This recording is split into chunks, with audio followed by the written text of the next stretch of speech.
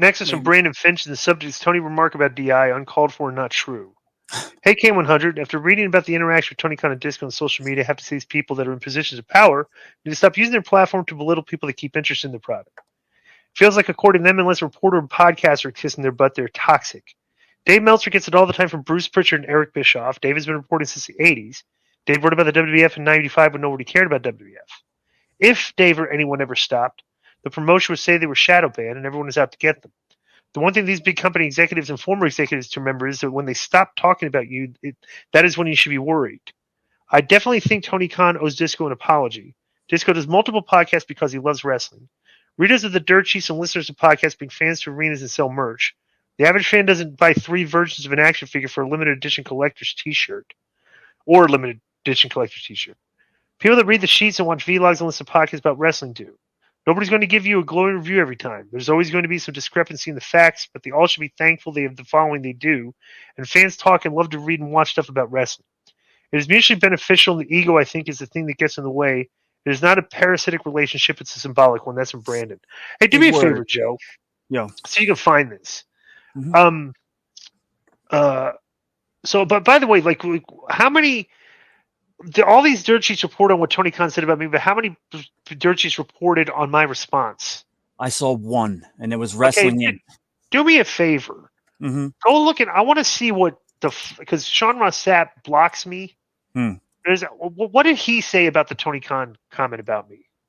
Because I see everybody else. No, none of the other guys block me, but Sean Ross Sapp does. Yeah, I'll take a look.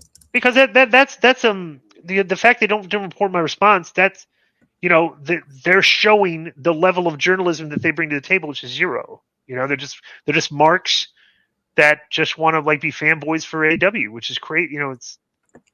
And I said I tried last week when it went down and we recorded that response. I looked up any articles I could find on it, and I either hit up the site or that specific writer, and I said, "Here's Disco's response. You already reported on it. Great report, whatever. Here's the response. So maybe you want to put that up." And nobody really did except this kid on Wrestling Inc. And he listens and reports on our show. So, well, the funniest thing about it too, this just shows you how, intellectually bankrupt these dirt sheet guys are. Most of them, not all, right? But how and just dumb. So Tony Khan's usual tweets get like, if it's like 70,000 for like minor ones, like 400,000 for some of the, like these reviews, right? And like he got a big one for Shibata, everything. But bro, the tweet he made about me got like 1.8 million views. Yeah, it was huge. All right, so it's obvious that it was newsworthy because all these dirt sheet marks reported on it, but they just reported what Tony, what he said about me.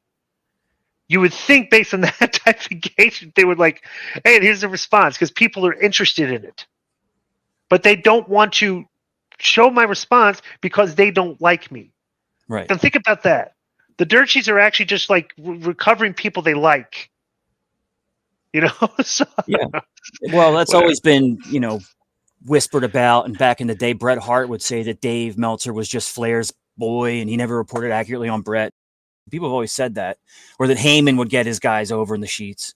Right. Actually, there's another one here. Cassidy Haynes of bodyslam.net did post about it with the best matches and moments of Disco Inferno article. Right. No, but did you see what the thing is? That's a troll too. Oh, it's like, okay, I didn't see that. No, and yeah. I don't see anything from Sean on it. He might have just ignored it. Yeah. So, all right. The guy from I just want to put him over real quick. Max Everett from Wrestling Inc. did go ahead and report on your response, and so kudos to him. I mean, not that I really, whatever. No, I know, but I wanted to test it and see who. I was just testing. Well, you're just testing how good the journalism is, which is and they didn't, which is terrible.